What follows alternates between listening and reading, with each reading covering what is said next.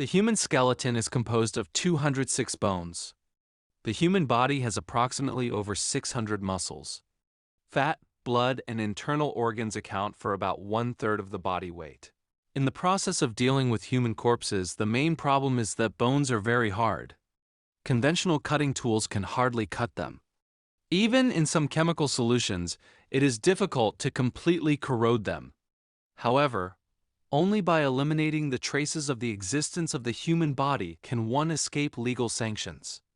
One day in early December 1986, a man named Richard Crafts called the police, claiming that his wife, Helle Nielsen, was missing. Richard was a pilot for Eastern Airlines in the United States. Helle was from an aristocratic family in Denmark. She worked for Pan American World Airways as a flight attendant. The two had considerable incomes. They had 3 lovely children and also employed a nanny at home. Richard claimed that Helle hadn't returned home since she went to work at the company 2 weeks ago. He called Helle's company, colleagues, and friends, but everyone said they hadn't seen her during this period and couldn't contact her either. When being interrogated by the police, Richard appeared restless and repeatedly asked the police to help find Helle. Through the questioning, the police determined that this was not a simple case of a person's disappearance. It was very likely that Helle had already been killed. The first people that came to the police's mind were Helle's close colleagues and friends. They first found Helle's colleague, Lola, who was a flight attendant on the same flight as Helle. Lola told the police that the last time she saw Helle, Helle said that her husband was having an affair, and she had decided to file for divorce officially after returning home. She also said that she had a premonition that if anything happened to her, it mustn't be suspected to be an accident.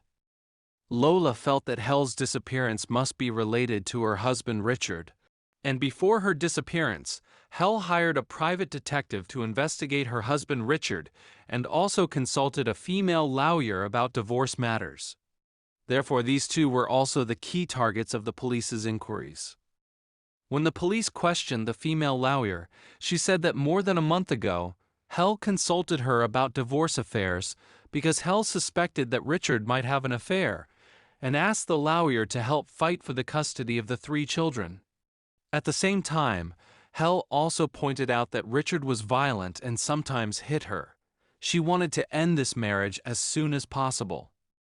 The female lawyer advised Helle to hire a detective to confirm Richard's affair first and then file for divorce officially.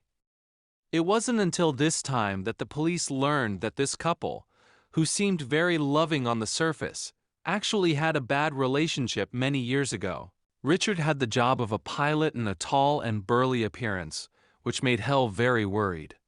She always suspected that her husband had a girlfriend outside, and there might be several. Because Richard often didn't come home or came home very late, there were very few opportunities for them to communicate. This led Helle to be very suspicious of Richard. Then the police found a private detective named Mel, whom Helle had entrusted. When the police just mentioned Helle's disappearance, this private detective said that Helle's disappearance was definitely related to Richard. After accepting Helle's entrustment, Mel followed Richard for several consecutive days and took many photos, confirming that Helle's suspicion of her husband's infidelity was true. Richard did have more than one girlfriend. He had girlfriends in Long Island, New York, and New Jersey, and they were all flight attendants of the Eastern Airlines where Richard worked. Richard had sufficient conditions to have underground romances with these colleagues. About more than 2 weeks before the incident, when Mel showed Helle the photos of Richard being intimate with different girlfriends, she was heartbroken at that time and said that she would file for divorce officially after this flight mission. Both Mr. and Mrs. Richard had very busy jobs, and they recruited a nanny from Montana to take care of the children. The police met the nanny, who had resigned and returned to her home in Montana, alone to inquire about the situation before and after Helle's disappearance. The nanny recalled, when she came back from her date that night, it was almost 2 a.m. the next day. Not long after she fell asleep in her room, she heard the sound of a heavy object falling, and then there was no more sound, so she continued to sleep. At 5:30 in the morning, she was awakened by Richard. At that time, it was snowing and windy outside, and the house happened to have a power outage. Richard asked her to pack up the children's things. He was going to drive everyone to his sister's house, but only Helle wasn't at home at that time. The nanny asked about Helle's whereabouts, and Richard calmly said that she had already set off in advance. After packing up the luggage, Richard drove the 3 children and the nanny to a city called Westport 80 miles away. Richard's sister's home was there, but Helle wasn't there. Richard casually said that maybe the company had arranged for her to work overtime temporarily. The nanny also noticed that when they left home, there was a large stain on the carpet in the bedroom. She didn't pay much attention to it at first. When Richard drove the nanny and the 3 children home at more than 9 p.m. the next night, the nanny found that the carpets in the bedroom and the corridor were gone, and the positions of the furniture had also been moved. Such abnormal behavior made Richard seem both mysterious and terrifying to the nanny, who was less than 20 years old. She resigned from Richard a few days later. Through inquiries with people who were closely related to Helle before her disappearance, the police gradually clarified the context and speculated that Helle was very likely to have met with misfortune. And the suspect was none other than Richard, who called the police station to report Helle's disappearance. With the in-depth investigation of Richard by the police, they discovered that although Richard was now just a pilot, he had participated in 2 special operations of the CIA before. He was involved in the air rescue plan in the 2 countries of Vietnam and Laos. He was a specially trained former CIA agent with strong emergency response capabilities and anti-reconnaissance capabilities. Therefore, Richard definitely had the conditions to handle Helle neatly without leaving useful clues for others. The United States has a rigorous law for trying criminals. Although Richard is the prime suspect in Helle's disappearance case, if there is no definite evidence to prove that Richard is the murderer, then the police may be unable to arrest Richard due to insufficient evidence. Although the police currently know that Helle's disappearance is highly related to Richard, in order to close the case as soon as possible and make Richard admit the crime voluntarily, they used the lie detector technology that has developed in the United States since the early 20th century, attempting to assist in handling cases through lie detection technology. The United States was the earliest country to use lie detection technology in the world. As early as 1921, the police department in Berkeley, California, took the lead in using lie detection technology to assist in handling cases. With the continuous development of technology, the accuracy of lie detector instruments has been greatly improved. Although the lie detector cannot detect the truth or falsehood of the spoken content, through various changes in physiological responses, such as the speed and depth of breathing, heart rate, blood pressure, and changes in skin resistance due to sweating, and relying on the analysis of professionals, it can still largely determine whether that person is lying or not. And the United States has always been in a leading position in the world in terms of lie detection technology. Although the way of lie detection is very simple, this way of questioning and answering was not recognized at that time. U.S. law stipulates that lie detection must first seek consent, and the police cannot force the investigated object to undergo lie detection.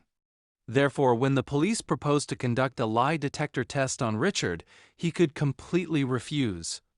But strangely, Richard voluntarily accepted the lie detector test and walked into the lie detector room very calmly. Sitting opposite Richard was a senior lie detection expert. After asking some questions unrelated to the case in the early stage, he got straight to the point and asked, "Did you kill your wife?" "No," Richard replied in an affirmative tone. The lie detection expert then successively threw out sharp and direct questions such as, "Did you instigate others to kill your wife? And do you know the whereabouts of your wife?"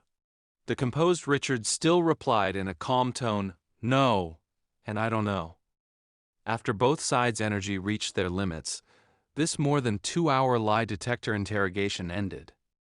After Richard left, the lie detection expert announced the lie detection result to the police, who had been waiting for a long time. Regarding the questions I gave, he answered them all without any problems. There was really no sign of lying. Does this mean he was telling the truth? The police present asked. It's possible. Maybe he didn't kill his wife and doesn't know her whereabouts, the lie detection expert said. Even the most professional lie detector test couldn't make Richard admit the crime. It can be seen how strong Richard's psychological quality is. Although it is still impossible to confirm that Richard is the murderer, both Helle's mother and friends believe that Richard is the most suspected.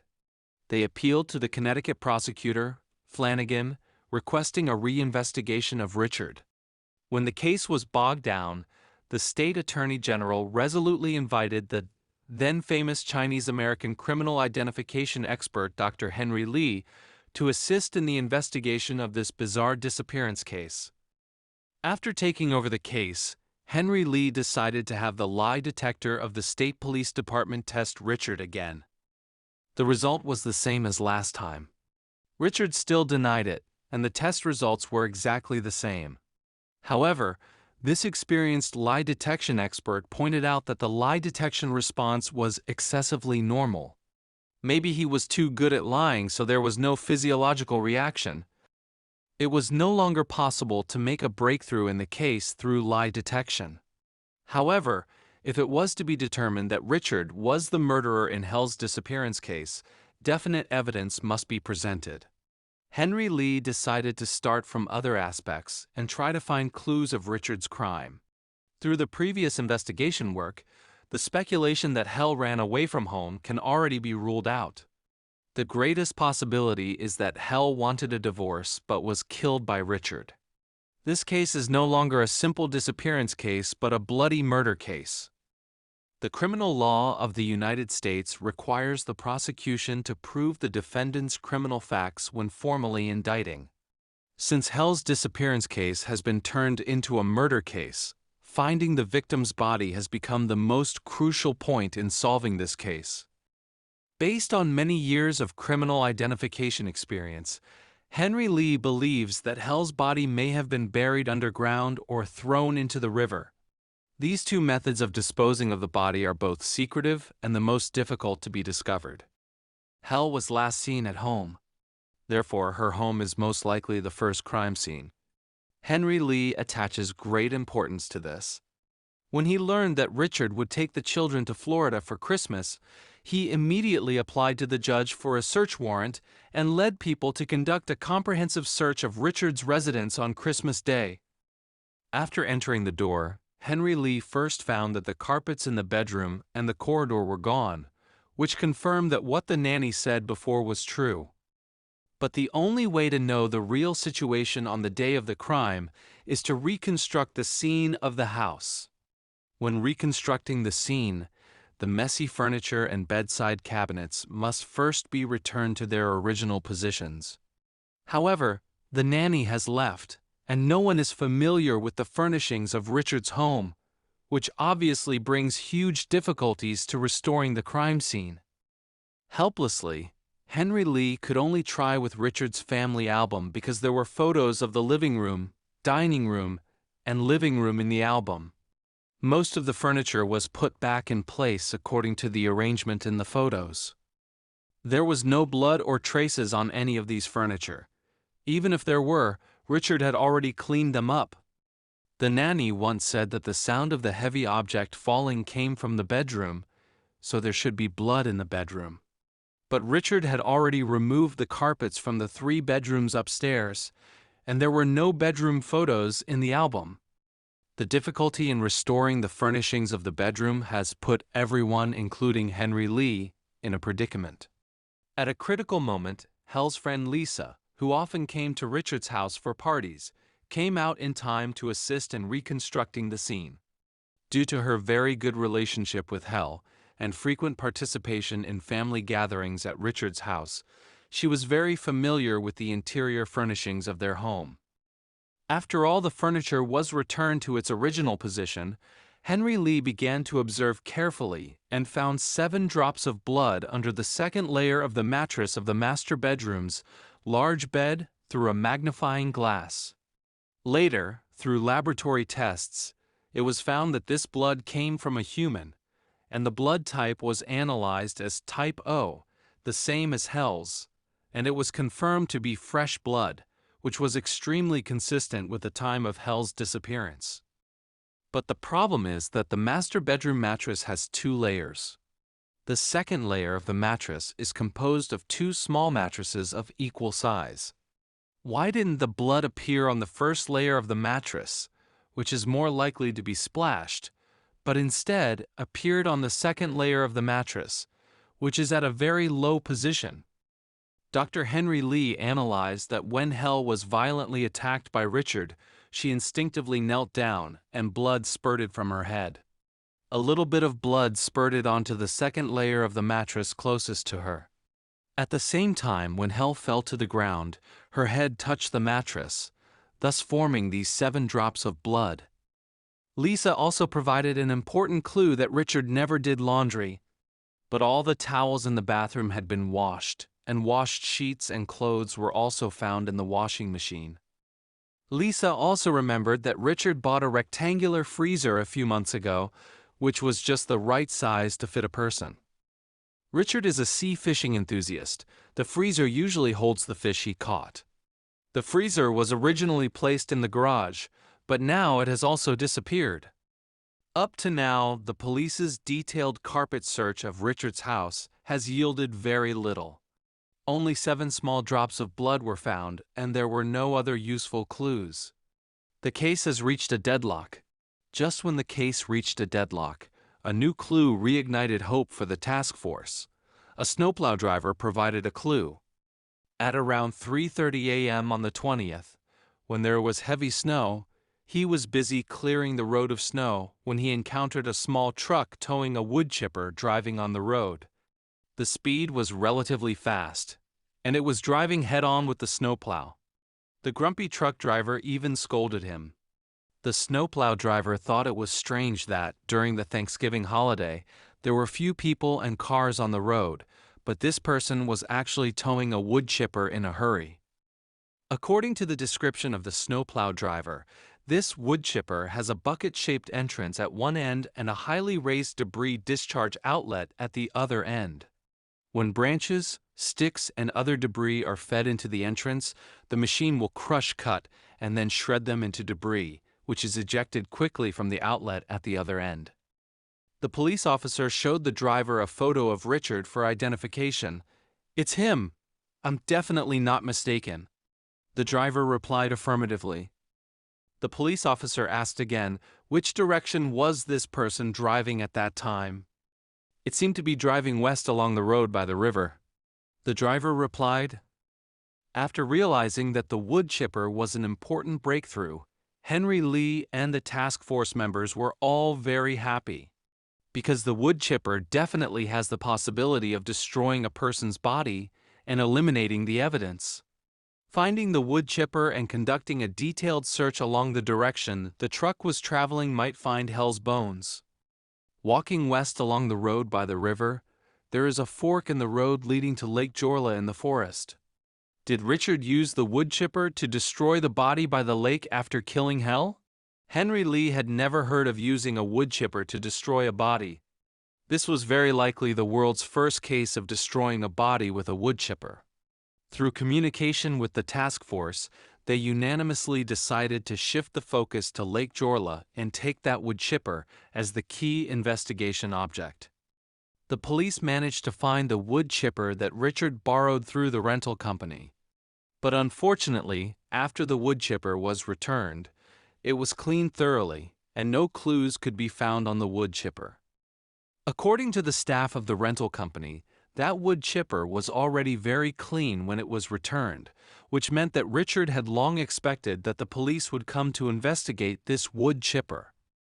Although Richard tried to make the modus operandi seamless in front of Henry Lee, all the clues might become important clues to solve the case. When Henry Lee came to Lake Jorla alone, he suddenly thought that the wood chipper must have left debris by the lake.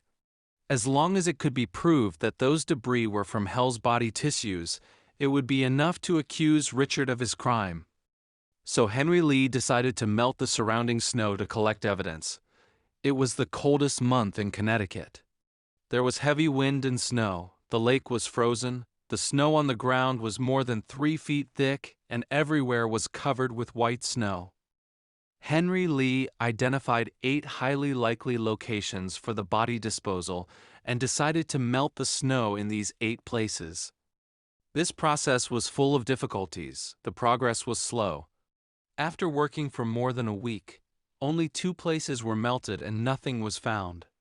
Until the 3rd place was melted, the police officers found several bone fragments, which gave the task force hope again.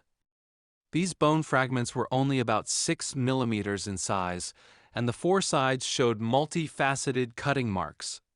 Obviously, such regularly shaped bone fragments could only have such marks after being cut by a large wood chipper. These bone fragments were as small as only a few millimeters. Compared to those complete bones, the identification was very difficult. Henry Lee thought of using DNA identification technology to solve this problem. A person's DNA is half from the father and half from the mother.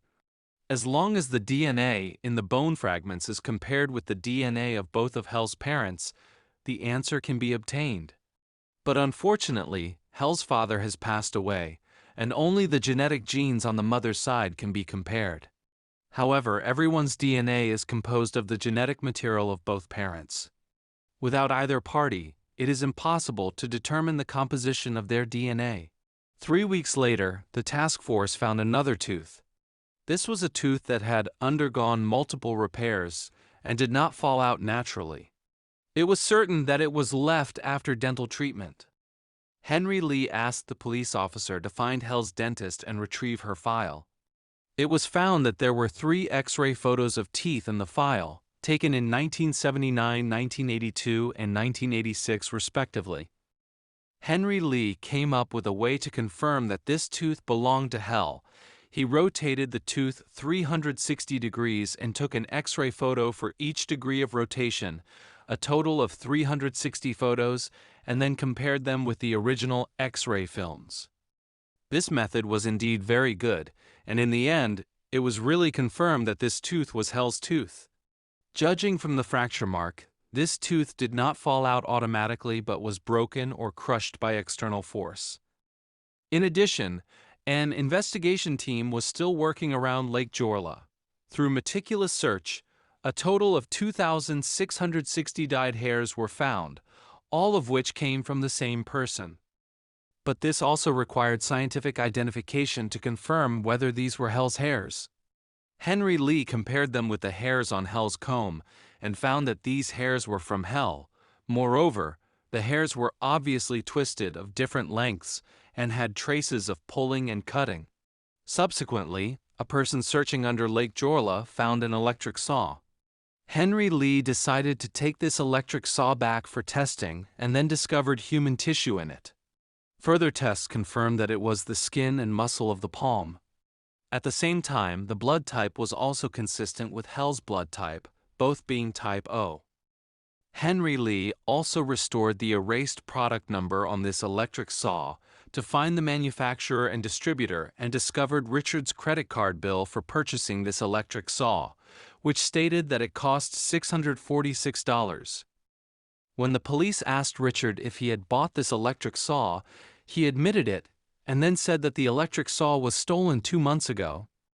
The police did not expose his lie on the spot because they still needed more evidence to prove that Richard was the murderer. Then, after inspection with a high-power telescope, the task force found some fine hairs on this electric saw and then compared them with Helle's comb. It was confirmed that these hairs and the hairs found by the lake were all Helle's hairs. When the snow melting operation entered the 4th week, another police officer found a fingernail that was painted with nail polish. After laboratory analysis and comparison, the composition of the nail polish on the fingernail was the same as a bottle of nail polish on Helle's dressing table, and even the color was pink. With the deepening of the search, the police found Helle's pajamas, underwear, and several pieces of shredded paper with the word Helle faintly written around Lake Jorla. Although all of Helle's remains have not been found, after more than a month of efforts by Henry Lee and the task force, 56 bone fragments have been found. These bone fragments include a skull, a cheekbone, several phalanges, and several leg bones. In addition, there are more than 2,000 hairs, a tooth, a denture frame, and half a finger. These pieces of evidence, which make up 1,000th of a human body, have been confirmed by more than 5,000 tests. These bone fragments all belong to the same person, and no one can survive without these bones and muscles. With conclusive evidence, the police immediately arrested Richard for murder. Due to Richard's special identity as a former CIA agent and Helle's prominent family background, this case not only shocked the entire United States, but also made headlines in Europe. Under great pressure, Henry Lee, with his excellent criminal identification skills, dissected the case layer by layer with meticulous care. Under difficult conditions, he pieced together 1,000th of a human body. After having sufficient evidence, he finally brought Richard to justice. Although Richard has always refused to admit his crime, the simulation of the crime scene by Henry Lee in court clearly left him unable to refute. On the night of the crime, Richard and Helle had an argument over the divorce issue. Richard used the weapon at hand, which could be a baseball bat or a police flashlight. Taking advantage of Helle's inattention, he hit her on the head forcefully. Helle knelt on the ground due to the pain, and her head was bleeding continuously, with 7 drops of blood spurting onto the bedside. The seriously injured Helle was first placed in the freezer in the garage. The next day, Richard sent the nanny and children away. Taking the wood chipper prepared in advance, he transported Helle's body to the shore of Lake Jorla.